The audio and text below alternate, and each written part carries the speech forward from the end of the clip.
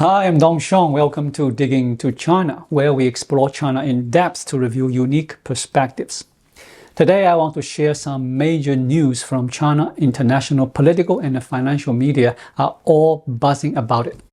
This significant story was first exclusively reported by Reuters last weekend with the headline, Xi to chair symposium attended by Jack Ma and other Chinese business leaders, source say. All media outlets are citing Reuters, and the Chinese netizens are actively discussing it. Here's how Reuters reported. Chinese President Xi Jinping plans to chair a symposium next week to boost private sector sentiment. The event will include top business leaders, including Alibaba co-founder Jack Ma, according to 3 sources. Xi rarely chairs such meetings, making this significant. It highlights the challenges facing China's private sector, from U.S. tensions under Trump to slowing domestic growth. Many attending will be tech entrepreneurs. Xi is expected to urge them to expand their business both domestically and internationally amid the intensifying Sino-U.S. tech war. Tencent CEO Pony Ma is slated to be there along with Lei Jun, CEO of Xiaomi, and Wang Xinxin, founder of Yushu Technology, according to sources. Bloomberg also reported that DeepSeek founder Liang Wenfeng will attend. His AI startup has shaken the industry with models developed at a fraction of the cost of Western competitors. Reuters continues. Xi first chaired a major symposium for the private sector in 2018, 6 years after taking power. At the time, he promised tax cuts and financial support for private businesses. Jack Ma's attendance is particularly significant. Once a high-profile entrepreneur, he largely withdrew from public life after the Chinese government halted Ant Group's IPO in 2020. His regulatory trouble symbolizes the broader crackdown on China's private sector. In recent years, Xi has emphasized the common prosperity, urging private firms to be rich and loving while distributing wealth more equitably among employees. Many interpret this as discouraging access and curbing risky investments.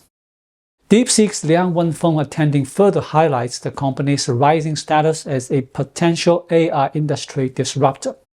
Last month, he spoke at a closed-door symposium hosted by Premier Li Chang. Xi has long pushed for self-sufficiency in semiconductors and sees AI as a crucial driver of economic growth. Now, here are my takeaways. First, why is Xi Jinping personally hosting this forum now, and why invite a sensitive figure like Jack Ma? The most obvious reason is that Xi wants to capitalize on a surge of patriotism, particularly linked to DeepSeek's rise. Since last September, China's Communist Party launched a massive 12 trillion yuan stimulus package, but it failed to boost consumer confidence or lift the private sector's gloomy outlook. Then, around the Chinese New Year, DeepSeek unexpectedly ignited excitement among entrepreneurs and stock investors. This wave of enthusiasm has made China's stock market less reliant on government policy for growth. Even Wall Street noticed. Goldman Sachs is now urging investors to buy Chinese stocks. This sudden surge exceeded Xi's expectations. And of course, Xi is a smart man. This positive momentum, clearly his doing, not Liang Wenfeng's. By holding this symposium, Xi is making sure to claim credit for the renewed optimism surrounding DeepSeek. For Xi, who craves recognition, this move makes perfect sense. Don't underestimate DeepSeek's social impact. It has achieved something Xi has been chasing since last September, something none of his policies could do. Coincidentally, the animated film Ne Zha 2, a record breaker during the Chinese New Year, also sparked patriotic fervor. Together, they create the perfect moment for Xi to step in and take credit. Second, Reuters report focused on Jack Ma's invitation, an important move. Jack Ma is a barometer. If Xi can give him a break, it sends a strong message to China's private sector. During the Chinese New Year, Chinese state media reported that Jack Ma was in New Zealand. To me, that was a positive sign. It suggested his situation was improving. Some may dislike Jack Ma, and he doesn't represent ordinary Chinese citizens. But if Xi continues treating him with class struggle tactics, more entrepreneurs and even ordinary people will face the same treatment. Letting Jack Ma off the hook isn't just about him. If Xi spares high-profile figures, it suggests some relief for the masses too. Look at the contrast. Xi allows Jack Ma to travel abroad, yet ordinary citizens, especially bureaucrats, are getting their passports confiscated. If a college graduate can't find a job, that's their problem. If they end up screwing bolts in a factory, they'll be ridiculed. Xi may be tough on Jack Ma, but he's even tougher on ordinary people. If he eases up on Ma, it could signal broader leniency. Now that Xi has invited Jack Ma to Beijing, it's more than just loosening the leash. It's a political statement. This sends two key messages. First, whether Xi admits it or not, he made a mistake. He was too harsh on Jack Ma. Of course, Xi won't openly say he was wrong, but his change in approach speaks for itself. Second, this shows Xi's flexibility. He's not completely rigid. He can pivot. Right now, he needs Jack Ma's help. He needs private entrepreneurs to regain confidence and reinvest in China's economy.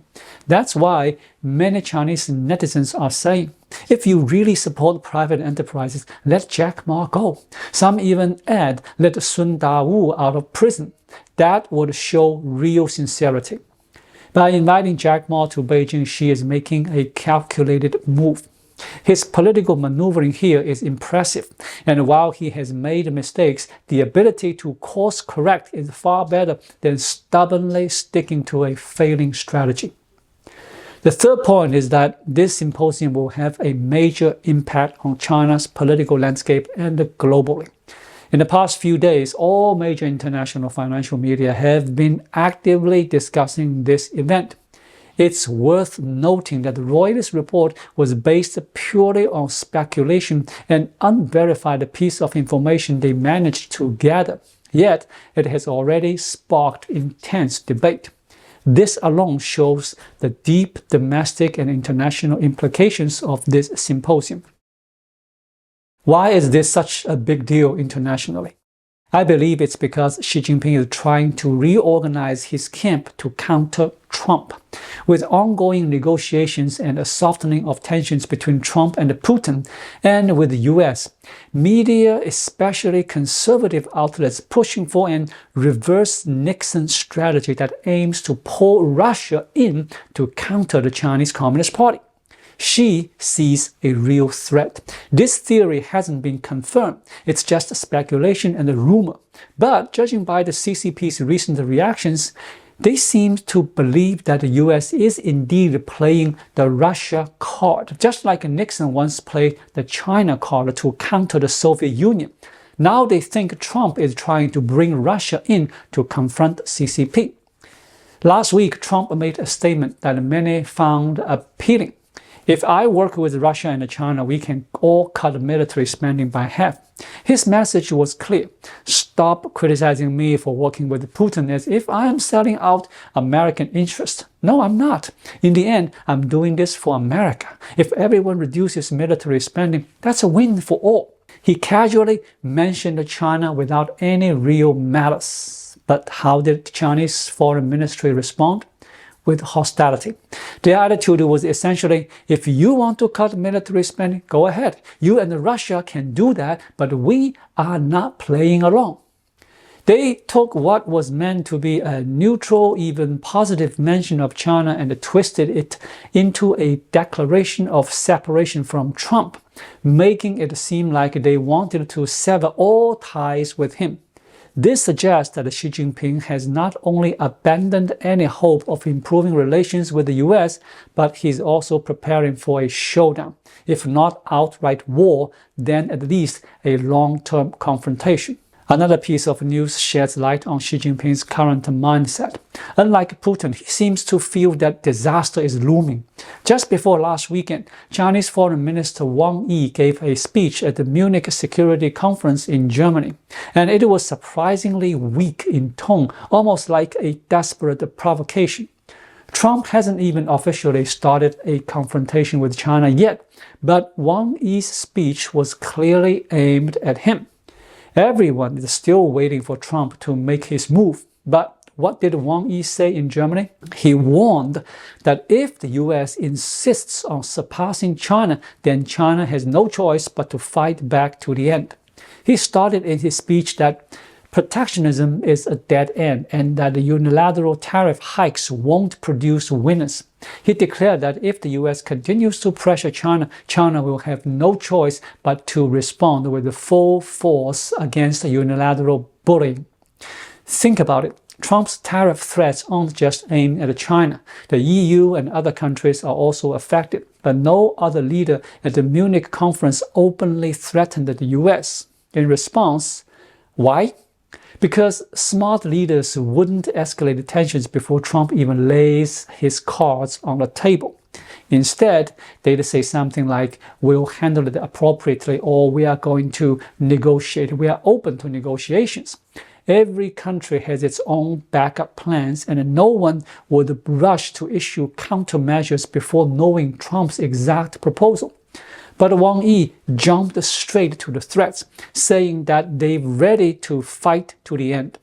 This reveals a certain mindset. He is not expecting a deal to be reached. He is trying to send a message. You are all afraid of Trump, but I'm not. Even Putin aligns with Trump. I won't be scared. It looks like Xi Jinping is not only provoking the U.S., but also expressing dissatisfaction with Russia. This is a strange mentality. He seems anxious and fearful. He's actually in a weak position and he didn't need to reveal his cards yet, but he's showing signs of anger. Of course, there may be background information we don't know. Perhaps Trump's team has been in communication with Xi's team recently, and Xi felt insulted, disrespected, or even threatened. That might explain why we are now seeing this unexpected display of weak provocation from Wang Yi. Based on these three factors, I believe Xi Jinping's symposium is highly significant and will have far-reaching consequences. However, there's always the possibility that once the crisis subsides, Xi will revert to his old ways, perhaps cracking down on Jack Ma again or reviving his class struggle policies. Thank you so much for watching. If you find this video helpful, please like it, drop a comment below, and hit the subscribe button right here. It really helps YouTube suggest my video to others. I'll be back with more content soon. Until then, be well.